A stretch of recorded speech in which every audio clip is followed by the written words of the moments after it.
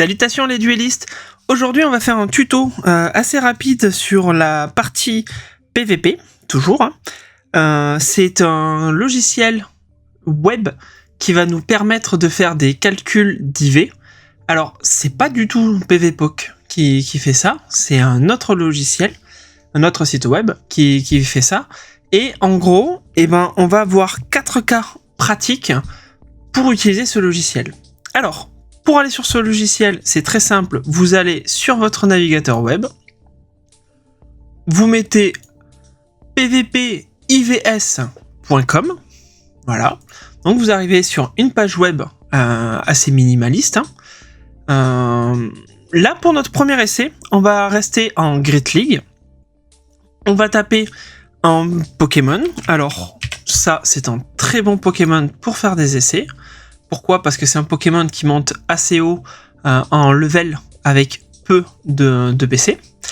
Et là, on peut voir qu'en fait, notre ranking numéro 1, celui qui est considéré comme le meilleur de tous, ça va être le 50.5 en termes de level, qui est à 1500 PC, et qui est un Corsola de Galar 0.13.15, et qui est à 276 XL. Voilà. Donc en gros, vous l'avez monté 49,5, vous l'avez mis Best Buddy, quand vous l'avez en copain, il passe 50,5, et puis voilà. Ça, c'est une information qu'on peut retrouver à d'autres endroits, mais ce qui nous intéresse, c'est que là, on a un calculateur d'IV qui va vous donner exactement votre ranking selon le Pokémon que vous choisissez.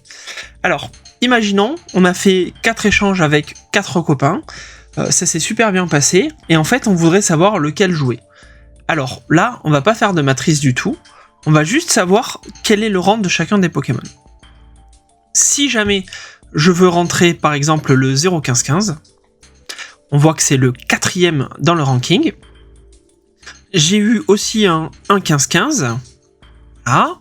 J'ai eu un 3.15.15, voilà, et le dernier que j'ai eu, c'est un 4.15.15 ou un 5.15.15. 5.15.15 c'est même encore mieux. Et je vais vous montrer pourquoi.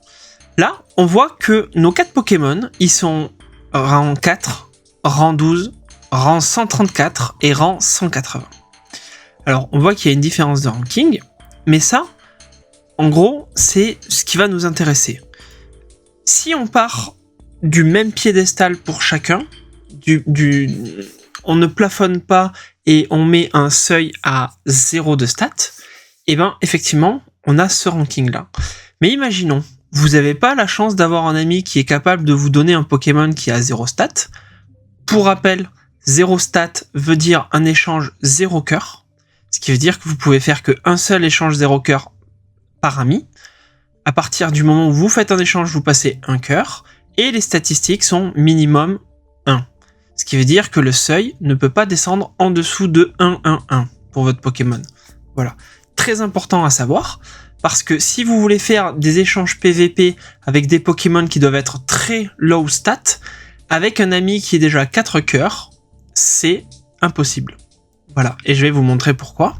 Parce que là, si vous avez un ami qui est 4 cœurs, il ne pourra vous donner que des Pokémon de base à 5-15-15. Voilà.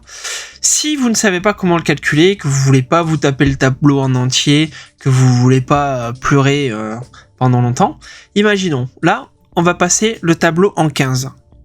Ça n'a aucun intérêt, mais c'est pour vous montrer qu'on peut le faire. Dans certains cas, ça pourrait être intéressant de voir les 15 premiers, les 20, les 30 premiers. Nous, ce qui nous intéresse, c'est d'aller chercher une option tout en dessous qui s'appelle IVFloor. IVFloor, c'est le plancher des IV. Nous sommes à 0 wildcaught, ce qui veut dire c'est une capture dans la nature. On considère que les Pokémon dans la nature peuvent être 0-0, donc on a la totalité des statistiques disponibles. Maintenant, chacun de ces planchers qui va être là reste super intéressant. Pourquoi ? Parce que si vous avez ces stats-là, on va partir par exemple sur du trade directement best friend, c'est en 4 cœurs. Et bien là on voit que votre Pokémon qui était 180e, il se retrouve 4e du ranking. Pourquoi ? Parce que votre seuil ayant changé et votre seuil de référence ayant changé, votre ranking change. Là, vous êtes sur un ranking qui dit, ok, parmi toutes les statistiques possibles en Best Friend, je trouve que ton Pokémon 5-15-15 est le 4e meilleur Pokémon disponible dans les échanges avec un Best Friend. Et ça, c'est super important. Quand vous faites des échanges avec un ami et que vous voyez sur Pokégénie, sur CalciIV, que vous avez votre Pokémon qui est 180e, vous avez tendance à vous dire « Ouais, bon, ok, vas-y, on retente d'autres échanges, j'aurais peut-être un peu mieux. » Le problème, c'est que si vous ne savez pas que le 180e, c'est parce qu'on part du plancher 0-0-0 et que vous êtes cantonné à du 5-5-5 minimum, eh ben, vous allez chercher une pépite qui n'est totalement pas possible d'obtenir. Voilà. On est cash. Le seuil étant 5-5-5, impossible d'avoir une stat en dessous de 5. Ce qui fait que votre échange que vous faites avec votre ami, quand vous le regardez et que vous dites c'est le 4e meilleur de ce que je peux avoir avec toi, peut-être que c'est le moment d'arrêter vos échanges. Voilà. Donc ça, c'est un cas où vous avez le choix, en fait, d'échanger un Pokémon avec un copain et de choisir le copain avec qui vous l'échangez.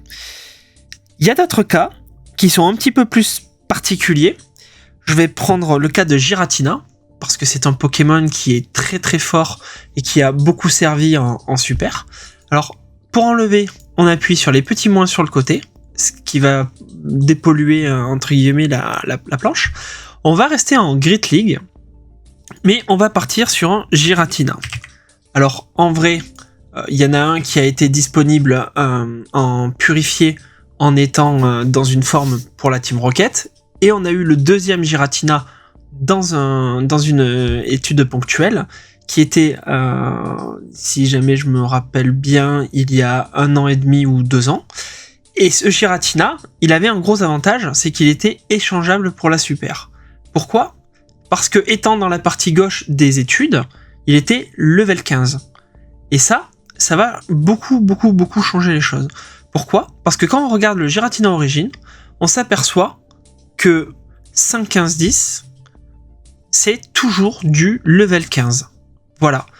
Et là, vous ne voyez rien au-dessus de 15.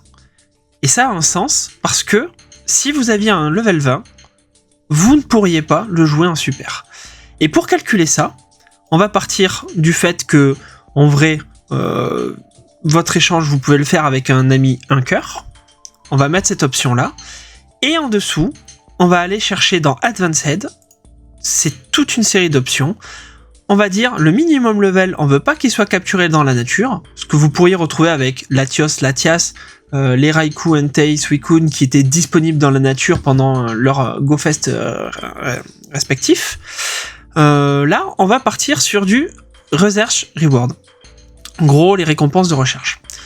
Là, on voit que dans ce cas-là, notre 5-15-10, c'est le 7e meilleur Giratina qu'on peut avoir, ce qui est quand même super bien. Mais le premier sera un niveau 15, 14,99, 3, 15,15. Voilà, ça c'est le best of the best qu'on peut avoir. À partir de là, on voit même que certains Pokémon peuvent se permettre d'augmenter un petit peu. Là, le 15,5, c'est un 1, 11, 7, mais qui est 15,5. Voilà. Donc, ça reste super intéressant. Là, on voit notre page de ranking, mais imaginons, on se dit, ouais, mais non, j'ai pas trop envie de t'échanger celui-là, je vais te filer plutôt un de Red. On va sur Red Hatch. Là, pour le coup, c'est les Pokémon de Red et les Pokémon qui sont dans la partie du milieu pour les études, ou la partie totalement à droite aussi. Les deux seront niveau 20. Et là, on s'aperçoit, no éligible, Great League. Voilà. Vous ne pouvez pas le trouver de quelconque manière en super. Pourquoi ? Parce que même avec des stats de 0, 0, 0, le level étant trop haut, les PC qui sont gagnés à cause du level l'empêchent de passer ce seuil des 1500. Voilà. Donc, ça remplit les réponses. Est-ce que tel Pokémon est échangeable, oui ou non ? Eh ben, s'il vient de Raid, ça pourrait arriver que certains Pokémon qui sortent de Raid, on prend par exemple, imaginons Corsola qui soit sorti de Raid, ça ne devrait absolument pas changer. Pourquoi ? parce que le level auquel vous allez monter votre Pokémon pour l'utiliser, il est de 50. Qu'il soit capturé niveau 1, qu'il soit capturé niveau 20, n'a aucun impact. Mais le Giratina, vous avez vu, il est jouable seulement entre 15 et peut-être 16 si jamais vous avez un 1-1-1. Mais en tout cas, le niveau 20 est rédhibitoire. Si vous avez un niveau 20, il n'est, quoi qu'il arrive, pas jouable. On va faire un deuxième exemple qui sort de la super, parce que ça c'était le deuxième exemple. On va faire un troisième exemple. On va partir en hyper.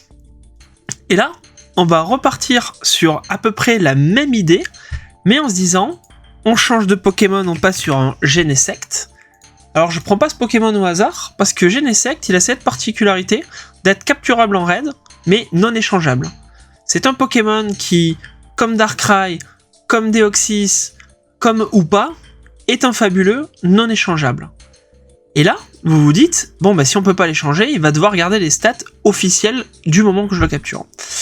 Et c'est là où ça va être intéressant, c'est que là si on vient sur Red Hatch, on s'aperçoit qu'on va avoir automatiquement des stats de 10, 11, 12, jusqu'à 15, hein, et vous allez être cantonné à ce seuil-là.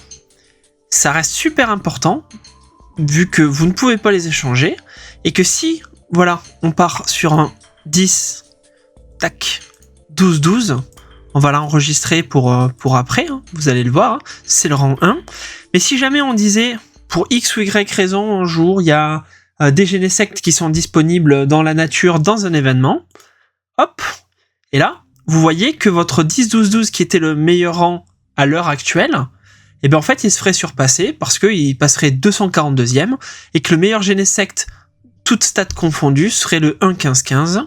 Et lui, voilà, vous le chopez dans la nature 1-15-15, vous êtes le roi du pétrole, c'est le 100%. Voilà, une fois que vous savez calculer ça, vous avez une dernière option super intéressante qui va intéresser les collectionneurs et les joueurs de Master, en sachant que ça marche aussi pour la Super et la Hyper, mais c'est un petit peu plus rare comme cas.